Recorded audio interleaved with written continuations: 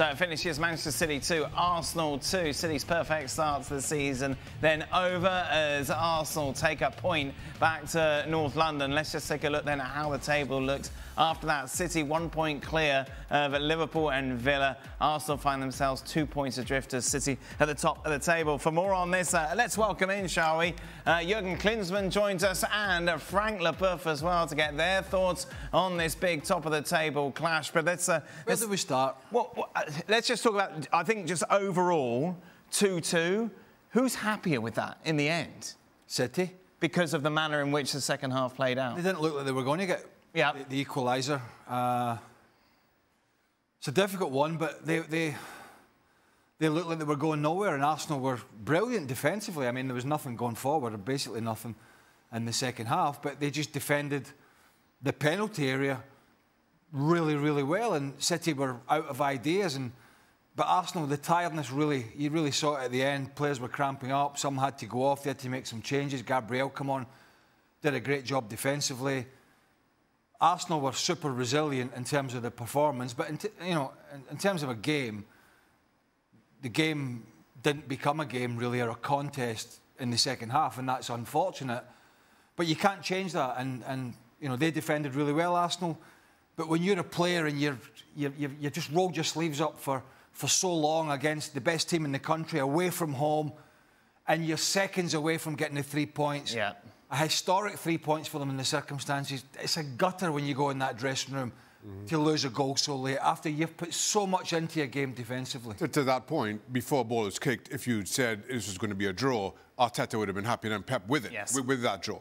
But given the manner of it, and I thought there was a lot that Arsenal did right. I thought Savinho, to start with, had Calafiori in his pocket, but then Trossard started to drop deeper and double up and kind of took that threat of Savinho wide right. For me, Doku didn't offer an awful lot on the left-hand side. More times than not, he just kind of came back inside and played to Arsenal's numbers.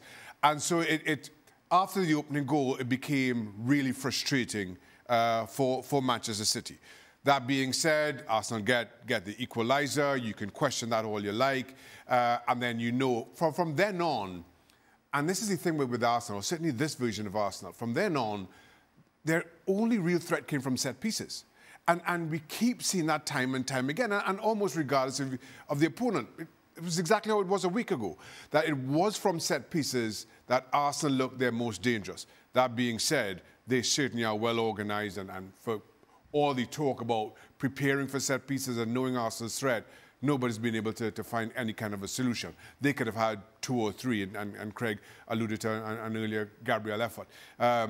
And then the defensive display. The defensive display from Arsenal is as good as I have seen for quite some time. And I have to say this because I have been probably as harsh as critic. David Raya was absolutely outstanding on the day. Everything that was asked of him. He made a save from Guardiola that I thought was as good as you will see. Came around Ben White, so he was unsighted. And then just before City's second goal, he came and took a cross from a set piece that I didn't think he had in his game. But he looked so composed, so strong in it.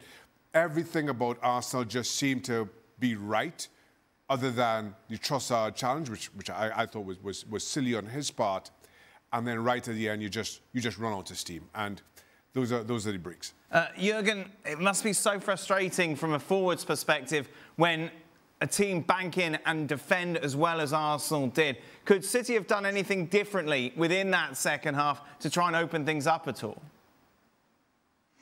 Very, very difficult, because the defensive display of Arsenal has been outstanding. I mean, they defended their box with everything they had. And they did fine that way. Obviously, it's frustrating. It kind of gets on your nerves more and more every minute going by if you don't get that equalizer. But first of all, I just want to give a huge compliment to Erling Haaland for his 100th goal in 105 appearances for Man City, which is incredible. It's unbelievable what this kid is doing and what he's achieving at such a still very, very young age. I mean, as you said, the game changed after Trossard's red card. It changed tactically. Arsenal had to play defensively, had to sit in there, and had to defend the whole second half. And City had to be patient. I mean, I think what we see now this year, or this couple of games so far in the season, is an Arsenal that is trying to kind of play on the edge. I think they added another gear of aggressiveness and nastiness that we haven't seen in the last couple of years. Maybe that's what they missed in order to win the title at the end of the day. But then when you are on the edge, and Trossard was on the edge, then it happens what happened today. You give a game away, actually. And will be interesting to see how they continue now this year. But it's definitely an Arsenal that we see that is a bit more aggressive than it was recently. But to their detriment, Frank, obviously we saw Declan Rice get sent off, dropping points in that tie when he kicked the ball away. Trossard then guilty of exactly the same thing. That's something that Arsenal surely need to address because it is costing them. Yeah, it is, and it's a kind of being immature, I would say, because you can be caught once, and it happened to Rice. I think he got a yellow card again today because something similar happened to him again. People are saying maybe Trossard didn't hear the whistle. No, to me the whistle went at least a couple of seconds before. The arm went out, the whistle went, the play went on, a couple of seconds, he kicks the ball away. Arsenal have to own this. We talked... Does Arteta need to own it in particular? Arteta needs to own it. Arsenal need to own it. We talked this week about Martin Odegaard, about the injuries, about fighting for a title, about suspensions and injuries, and some things you can control and some things you can't. You can't... I suppose with some injuries you can, depending on training, but certain injuries that happen within a game you can't control. But you can, for the most part, control your discipline. Now, this is just ill discipline. He was booked. He's kicked the ball away. This is a mandatory second yellow card and a red card. There's no qualms. There's no debate. There's no grey area here. And Arsenal have to own this because if they have disciplinary problems during this season, and they've had it already, they will not win the title. Now, for those people out there that think the world's against them if you're in a red shirt, and Michael Oliver's the worst guy in the world, never want him to referee Arsenal again, we can debate whether Kyle Walker was allowed enough time to get back into his right-back area after Michael Oliver spoke to him. We can debate that. Whether I don't agree with it, but we can debate it. What we can't debate, the free kick was taken from almost 10 yards away from where the infringement took place. So that free kick, the quick free kick, should have been taken back. So that went in Arsenal's favour. So it flows, it ebbs and flows. Michael Oliver, I don't think, was great, but he wasn't all against Arsenal. And he kicked the ball away. And for those that say, well, Doku did it. Right. I'm not sure he did. I just feel Arsenal... Listen, this has not been a bad day for them at the end of it. They feel aggrieved with some of the things that happened in the game, but they're not going to win a league feeling aggrieved.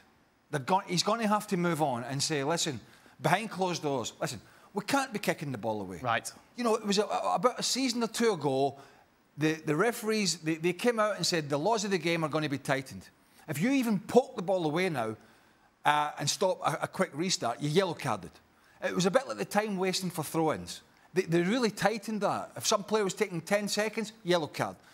So you know that as a player, right? You know that as a manager. And he has to be saying to his players, this is a long season. And we have to be... And I understand, you're going to be booked for late challenges, and now and again you're going to get frustrated with the referees. But we have to limit that as best as possible, and we have to eliminate the silly, needless bookings and suspensions, and they've had 2 already. Trossard and Rice. To that point, I refuse to believe that Arteta hasn't said that to the dressing room. That, listen, we're going to the Etihad, the home of the champions. Do not give the referee a decision to make. But then didn't they do that within the first 5 seconds with Kai Havertz? Are they too pumped up? Is that a tail on the edge? Yes, I do. I think that kind of... You want to start aggressively, you know where you... I can't cast aspersions one way or the other, there. But I'm making the point about Trossard. Aside from which, so I firmly believe that Arteta said this, that he said this in his dressing room.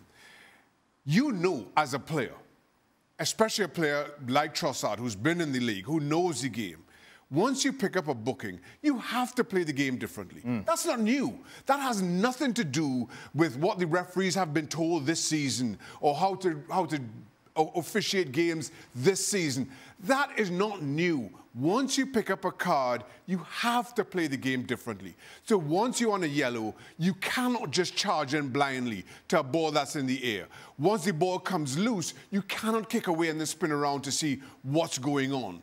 That's just basic football knowledge. And I put that on Trossard. That's on him.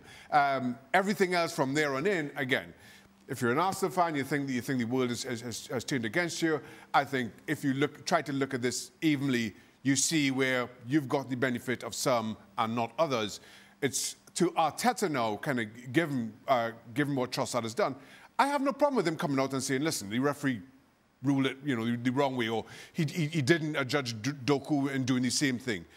As long as he goes in the dressing room and says to Trossard, that was just silly, Don't throw your player under the bus publicly, but surely, privately, you've got to make that point. Jurgen, are they too much on the edge?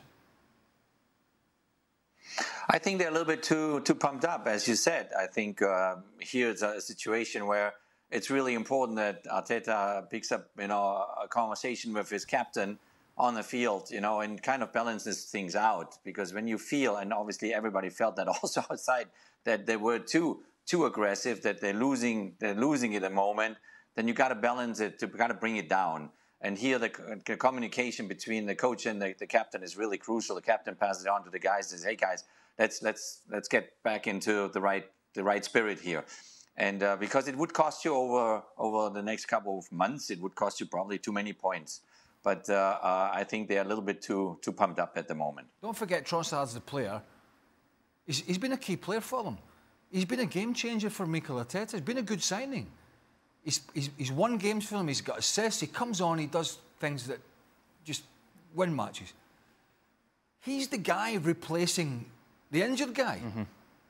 He's important. He's the guy that he's gone to and said, listen, I need you to come in and do a job when Martin Odegaard's out. And now he's taken himself out of the equation, albeit we're only for one game. But he's the guy, he's important because he's replacing one of the most important players. And he needs to make good decisions, and today was not a good decision. Frank, how difficult is it to do what the Arsenal defence did in that second half? That was masterpiece. I mean, I remember we worked on that with Gianluca Vialli at Chelsea. We all know that at the time the Italians were the best, and Jurgen knows more than us that it was absolutely difficult to compete with the defense in Italy.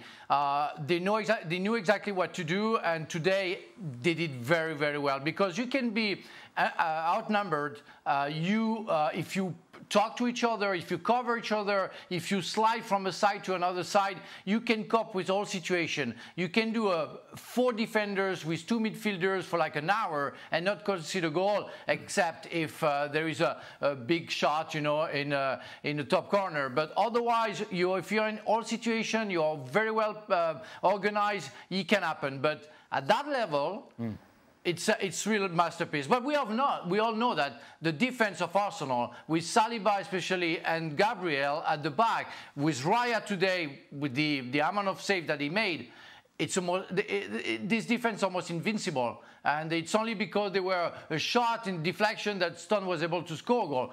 But they were very close to a kind of a miracle. Bit of a surprise that Ben White was out and Timber went to right back and Calafiori coming at left back. But I tell you what, I mean, they're all good defenders. Calafiori's a good, obviously very, very good player. I had a hard time early on, as Shaq said, but Timber can defend, man. Yeah. Mm-hmm. He's just an all-round good defender. I mean, Doku found it tough again. He's not going to, I don't think he's going to give you a lot going forward, but one-on-one defending, he's quick, he's strong, he's tough as old boots. And they missed him almost pretty much all the last season, and he can play anywhere across that back four. He's a real good player, Hurricane Timber. Now, this is where I'm just going to say, Janis, what did you think? And you, I believe, are going to go off on Michael Oliver. But I don't want to preempt that too much. I want to set the table first. So he's already on a yellow card, Leandro Trossard. And he jumps into Bernardo Silva. And it's a foul. No one's questioning that. And then just a split second after the free kick is awarded, he's kicked the ball away. So initially, we're not paying attention to that. We're paying attention to him being called over to the referee to be given a second yellow. And it certainly appeared very harsh. Now, both the commentators on Sky in the UK and NBC over here are able to hear the VAR conversation. And the VAR conversation at that time was to do with, and I quote, it was a reckless challenge. Now, reckless challenge is a yellow card. There was no mention in the commentary that the fact that it was given for delaying the restart, which ultimately is what it has been given for, because the PGMOL and the Premier League Match Centre put out a tweet saying that it was for kicking the ball away. Now they've gone back and say, no, it was actually for the foul. So make sense of all this, please. Look, I mean, you know, when you're watching this, and again, being live here, it almost, I don't know about you, and I don't say that lightly because, you know, I want to be very respectful here and continue to be. But I'll tell you as a fan, as I was watching this, and everything was developing, and now they're backtracking again, right? It almost felt like a conspiracy to me, as if they were as if they were reading Twitter or X, whatever you want to call it, and say, hey, guys, there's an outrage. You know, I take the first one, you know, the first decision, obviously him being on a yellow, but I don't, you know, I don't take that he should have known better, because to me, that's just a foul. Nothing more. It's not a second yellow card by any means. You know, the nonsense afterwards is even worse, that he kicks that ball away, because if that's the case, if there is no foul initially, I mean, between the whistle being blown and him continuing to play, right, because he thinks play is on and there's a player right next to him. What was that? Half a second, a second. So he just continues to play and he's not kicking the ball away. So, I mean, whatever this is going to be, it feels as if all these players or these referees and maybe even VAR, everybody involved with their earpieces in the head, were just trying to scramble to make this right, as if they always felt that they made the wrong decision to begin with. Here's the tweet at PL Match Centre. It was sent about an hour ago, as far as we're talking live right now. The referee issues a second yellow card to Leandro Trossard for delaying the restart. Now, if they now come out and say, wait a minute, it wasn't for that, because look, if they're saying that and he kicked it away, Declan Rice has done it, then there's a little bit of consistency. He didn't kick anything away, Mark. And that's the problem. He finished the play. He went on, the ball popped up, and he's going after the play. There is no whistle there for a foul, right? That's what they're saying, that the whistle wasn't for a foul. He just continues to play because the play and the ball is live, and he wants to win that ball and go on with it. So that's absolute nonsense. It cannot be true. Okay, let me speak and continue about the inconsistency in relation to what you've just said. Earlier than that, Jeremy Doku kicks the ball away. There's video footage of it all over the internet, and a lot of them are Arsenal fans saying, hold on here, he didn't get anything. He wasn't cautioned, but wait a minute. The PGMOL and the Premier League are saying now he's kicked the ball away. This is Leandro Trossard. So how can one delay of restart not be a yellow card and the other one be a yellow card? Can you explain that? It's even worse than that, because now, and by looking at it, making some assumptions here, they're saying that Doku was actually pointing and kicking the ball because the free kick should have be taken 10 yards back, right? And remember, we were just talking about the other instance where you said, well, it's just 2 yards, so it's not so bad. So the problem is that there is an inconsistency, because in that, if in Michael Oliver's head, he said, yeah, you know what? Doku was right. That free kick should have been taken from a different place. I'm not going to book him for that, because that is not kicking the ball away. Then how do you explain the other situation? And that just goes to show the inconsistency in refereeing. Once you start making mistakes, it piles on. And I just think that we want all the decisions to be called the same way. Now, that's not always possible. But the difference between so many decisions in this game shouldn't be this big. The irony, Janusz, is that so often you, me, and everyone else on ESPN-FC, we're talking about VAR, especially in the Premier League. This is all on Michael Oliver. today, and his fourth official and his two assistants. VAR can't get involved for a second yellow card, so they've had nothing to do with this. The Jeremy Doku kicking the ball away or not kicking the ball away, the Leandro Trossard second yellow card. I mean, this is one, we're just speaking straight after the game, but this is one that I don't see how it can shade a good light on Michael Oliver's performance today. Do you? Yeah, I mean, when you think about it, and I'm not, not that I want to make excuses or I don't, but this is, in case of Michael Oliver, it's just like players, right? A loss of confidence. Big time players sometimes start a game and it's badly, and it's difficult to shake that off. We often talk about big time players being able to deal with such situations. Most often they do, but a lot of times they don't. So if you make a bad tackle, if you make a big mistake and you concede a goal, sometimes it stays in your head. And I just have a feeling that from the beginning, and you've mentioned, the first few seconds and the collision between Havertz and Rodri and what went on, it was a massive occasion. Michael Oliver, I think for the most part in general, I think is a pretty good referee. As I've said it, it's so easy for us to talk. Massive occasion, yes. Do they have to live up to it? Absolutely. But yeah, you can have a bad game. And unfortunately today, Michael Oliver had a very bad game, and some of his decisions, decided the outcome of the game. Every word Mikel Arteta said on Trossard's red card, referees, White, Calafiori, and Arsenal's mood. Here's the full transcript of Mikel Arteta's post-match press conference after Arsenal's late draw against Manchester City, including his thoughts on Leandro Trossard's red card, Ben White, and the overall performance. Pep Guardiola said you're one of the best teams in the world. What's your reaction? They're probably the best in the world. What did you think of the match? We had a tough start. We struggled to control key areas and didn't have the quality to break out from the first 25 to 30 meters of the field, which meant we never took control. But then we understood what we needed to do better, and we got back into the game, taking the lead. However, just when we were at our best, we faced a situation that made it nearly impossible to play for 56 minutes. Still, we adapted as best we could. The way the team competed was incredible. I'm immensely proud of them. It doesn't get more difficult than this against a team like City, but we handled the situation unbelievably well. What did you make of Trossard's red card? I'd rather not comment. I've seen it, and it's so obvious, so I'll leave that to you. My focus was trying to manage what was happening on the pitch. There was another incident with Doku kicking the ball away. That's exactly what I'm saying. It's so obvious that there's no need to comment on it. This is the second time.